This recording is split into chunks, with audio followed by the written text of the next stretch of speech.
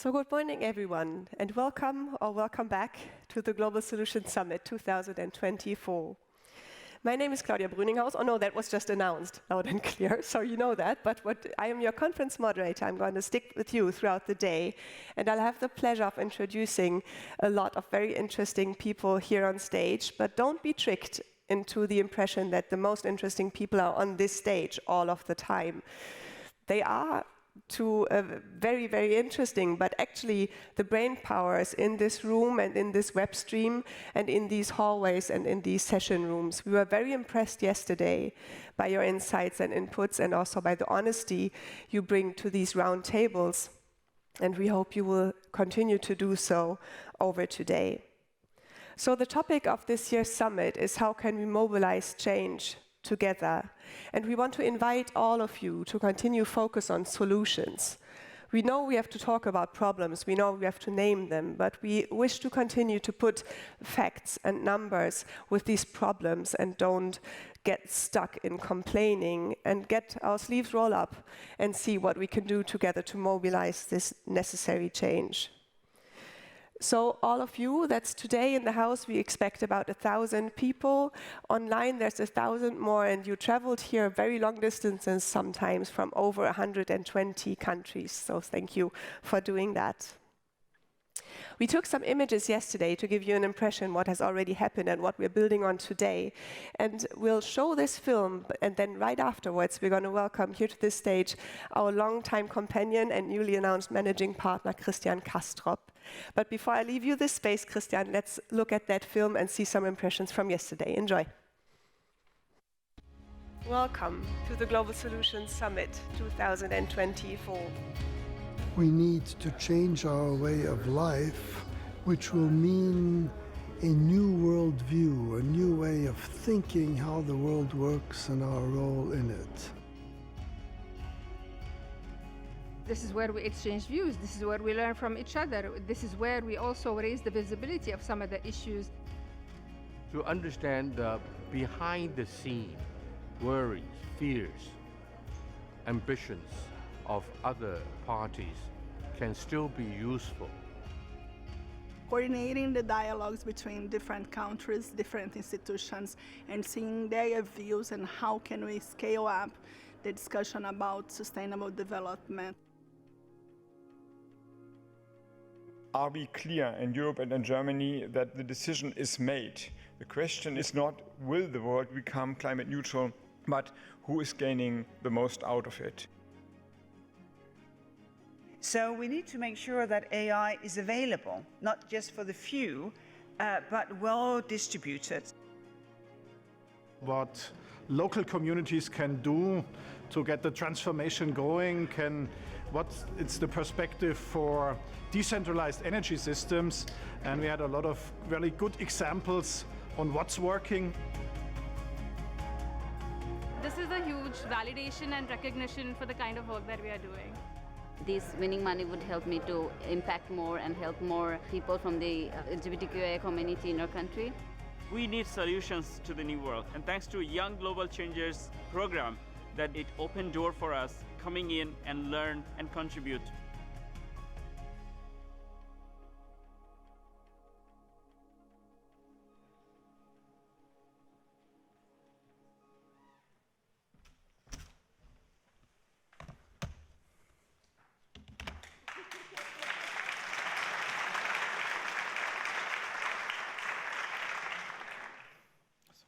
Nothing yet happens. So my name is Christian Kastrop, but you said that. So welcome to all of you. And I think we had indeed what we have just seen with the beautiful pictures, great movie in fact, even if it's very short, it's great. We had really a great and most promising Monday. This is also my experience, even if I had the problem to listen to much of that, but I talked to a lot of people and they said it's great. And I believe that. And this is also my impression from the mood, from how people interact with each other. And there was a nice spirit in the room and in all the floors, and this is really great.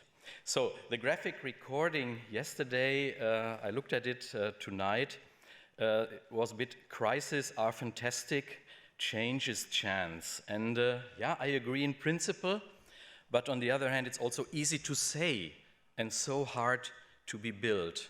Change without some damage somewhere isn't an easy job.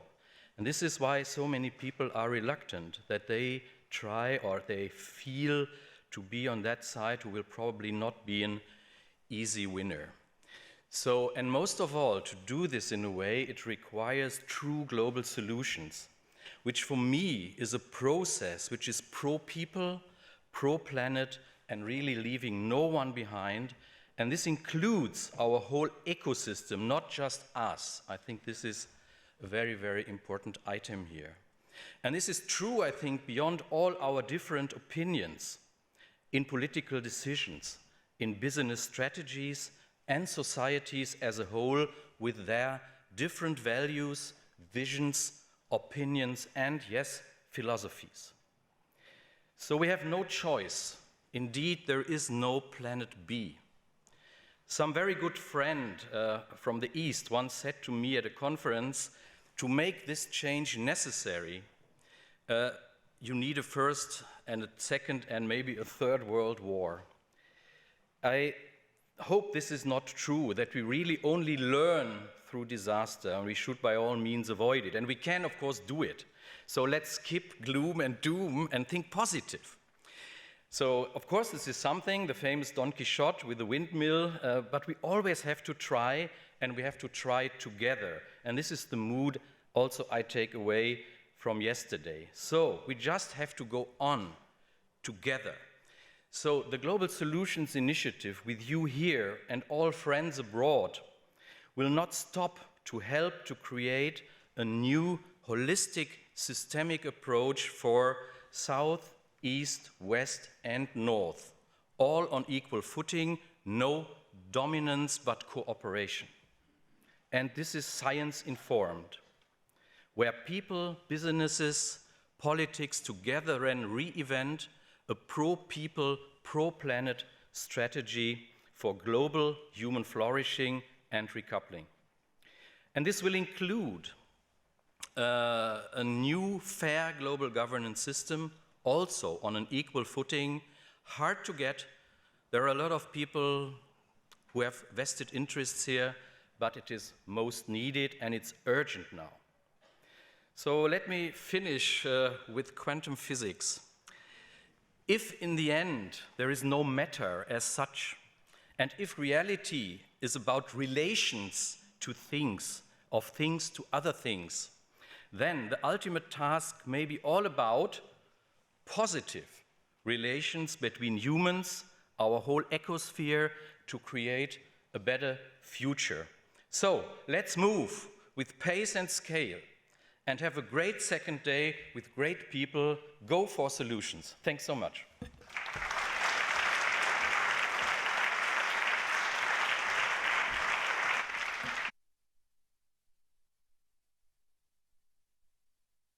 Welcome.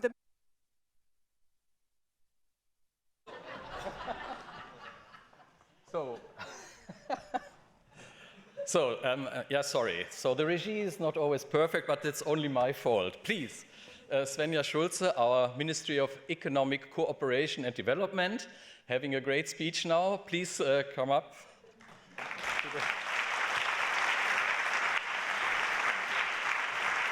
Komm gleich noch mit dem Buch. Yeah. Ladies and gentlemen, esteemed guests, let me tell you about a really strong woman. Her name is Yodsna Giri, and she used to live with her 8 children and her husband on Lower Shara Island, an island in the mangrove region of the Indian Ganges Delta. The family had a house, some fertile land on which they grew rice and vegetables, and a few sheep. They were not rich, but relatively well off, until the day the island was flooded permanently.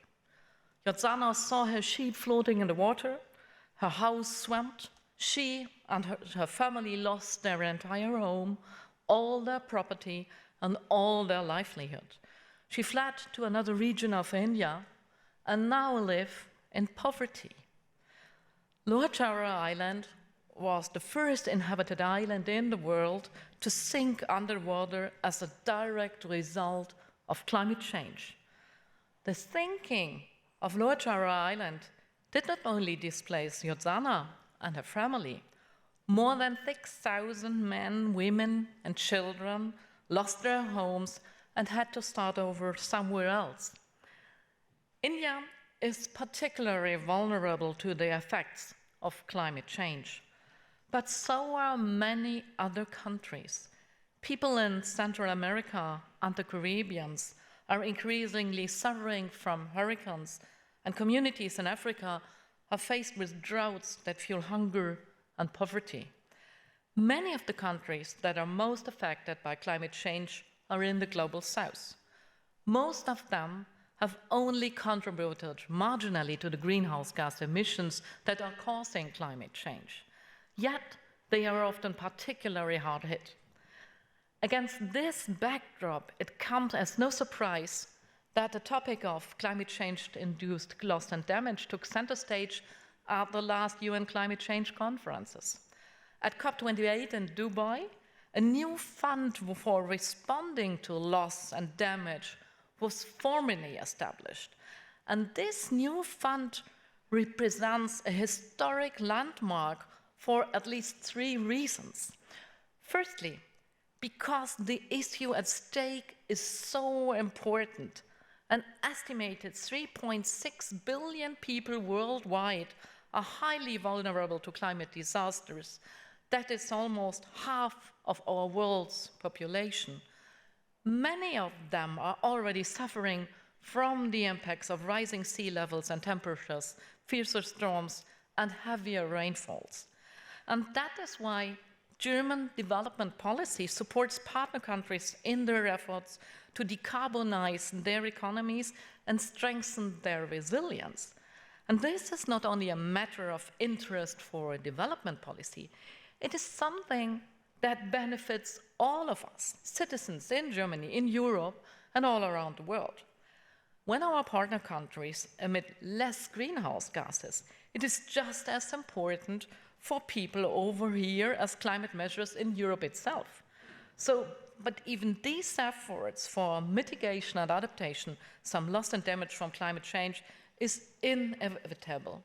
And because it wants to happen, we as world community need to brace for its impacts and support these countries with fewer means to address them.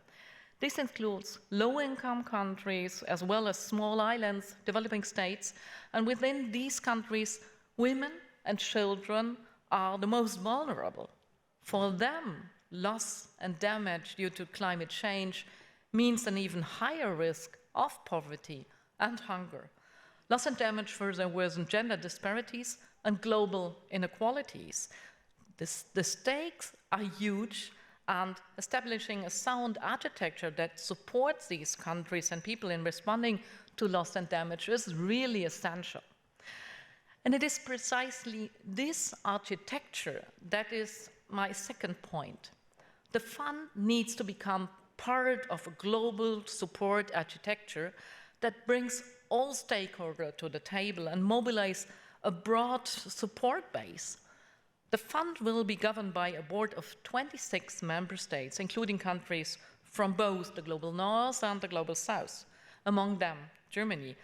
And this global governance will enable the fund to meet the needs of the countries and communities that it is meant to serve, those particularly vulnerable to climate risk. And how can this fund become successful? It will need to build on coordinated interplay with other instruments in the broader support landscape. A case in point is the Global Shield against climate risk. The Global Shield supports climate-vulnerable communities like that of Lower Java Island by building up a pre-arranged finance and social protection schemes. It is focused on rapid support that can be paid out quickly when a disaster occurs, so that people like Yodzana and her family are protected from falling into poverty. The new fund complements existing climate financing instruments, including, for example, the Green Climate Fund or the Global Environment Facility. And these existing funds are primarily geared towards mitigation and adaptation measures, financing low-emission pathways or climate risk finance solutions, for example. But despite these efforts, disasters will still continue to cause loss and damage. And there is a massive finance gap when it comes to responding to these impacts. That is why the establishment of a new fund to respond to loss and damage is so important. Closely linked to existing adaptation funding measures, it can promote a holistic approach towards climate resilience, an approach that builds on climate risk management and ensures that response to loss and damage begins before a disaster strikes, through the development of contingency plans, for example. And this is why, for me, as the German development minister, pushing for the negotiations in the run-up to COP28 to be a success was a top priority. And in my view, the global structure of the fund for responding to loss and damage plays a crucial role, because it can facilitate an inclusive dialogue between the main contributors and beneficiary countries. And that brings me to the third point, namely the fund is more than just another financial instrument. It is about solidarity with the most vulnerable countries and the recognition that countries worldwide share a global responsibility for responding to loss and damage. More often than not, the countries that bear the brunt of climate impacts lie in the global south. Due to their geography, many of them are more vulnerable to climate-related risk. They have fewer capacities and financial means to adapt and cope with risk. For example, the lack of social protection systems that prevent people in emergency situations from falling into extreme poverty. By contrast, high-income countries are less vulnerable because they are better equipped to adapt. They have high-quality data to predict disasters and enable them to mount an effective disaster response. They have well-funded public institutions to help communities prevent and recover from disaster. And they have historically contributed the most to the greenhouse gas emissions that fuel climate change. The new fund recognized that responding to loss and damage from climate change is not a responsibility that ends at national borders. It is a global responsibility built on solidarity with the most vulnerable countries and people. And this solidarity goes beyond the traditional divide of industrialized and developing countries and set out the UN Framework Convention on Climate Change. By announcing joint financing of $100 million each for the new fund, Germany and the United Arab Emirates emphasized that non-traditional donors are also called upon to support the fund. Of course, ladies and gentlemen, the fund cannot be the only answer to climate-related loss and damage. That is not the time to pat ourselves on the back for our well-done job. But it is important, it is an important part of the global toolkit to support the world's most vulnerable countries in coping with climate crises like the flooding of Lower Jura Island in India. And this is why responding to loss and damage is a priority for me as the German development minister. And therefore, I call on more partners to join in the effort and provide support to the fund, especially the big emitters and those members of the G20 that are currently contributing most to the global emissions. It is time to own up our global responsibility and support the most vulnerable. Thank you very much.